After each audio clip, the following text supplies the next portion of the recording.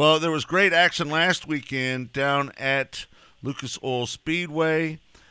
My friend now joins us on the line, Sam Hafertepe. He's won it now back-to-back. Sam, how you doing, bud? Well, a lot better after last weekend, that's for sure. Man, oh man, what? Listen, you put it. That was a pretty stellar performance you put on there last week. Talk about picking up your back-to-back wins down there at the Hafertepe Jr.Wins McMillin Memorial.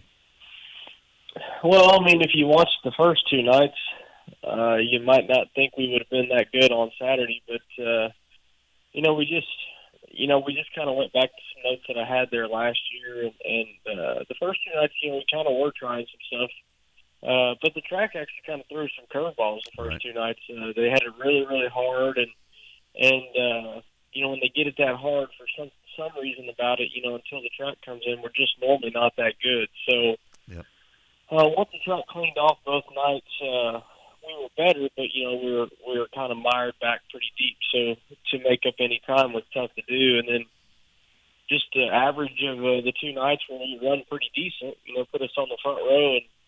And I knew after our little hot lap session before the feature, I knew we were going to be pretty good, but I didn't know we were going to be that good. Yeah, Sam, that first night, let's face it, that was like racing on an asphalt track that night. They really turned it around, and we had just a barn burner of a show on Friday and Saturday night. Talk about that. I mean, you mentioned the track conditions kind of threw you a loop. I don't think any of us thought it would be as good as it was on Friday and Saturday night after it was on Thursday. Did you? No, I mean, to do what they did to get it back to that was unbelievable. And I commended them in victory lane. It's just people don't realize the amount of work that goes into prepping a racetrack, and for them guys to give us a racetrack and not have any holes in it and keep moisture in it and to do what they did was really, really impressive, and definitely was nice to go to an event like that knowing that you're going to get a decent racetrack. Yeah, it gave you a top and a bottom, and it was working for everybody. Talk about that race and the line you chose and how it took you to victory. Just take us through the race and your thoughts during that race. Well, it seemed like it took us kind of forever to get actually a green lap in. So, you're antsy, and all the starts that we had, I knew we had a really good race car. I just wanted to get going, and we couldn't seem to get it going for a while. And then once we did, I knew the top of 1 and 2 was where I wanted to be. We could float the middle, no problem. We actually took the lead doing that. But in 3 and 4, it seemed like the bottom was a place to be early. And normally when you're catching lap cars, you're so much faster than them that you don't really think there is another line available.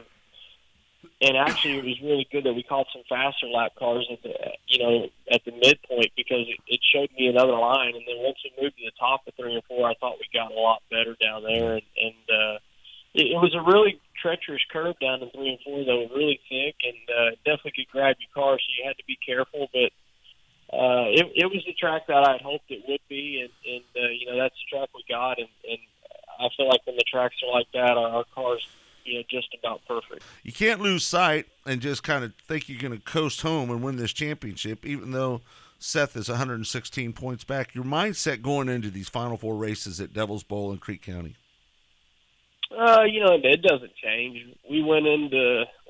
I think Lucas Oil is probably the toughest race to maintain your points lead or build on your points lead, just because there's so many cars, so much good competition. Devil's Bowl, I don't think we have as many cars, but and it's a really good track for us. And we go in there. I don't approach any race any differently. Yeah, there's more pressure for sure because you're getting down to the last 4 races. Mm-hmm. But as long as we keep doing what we're doing, and sure, we can have bad luck, and that can result in a DNF. But we're just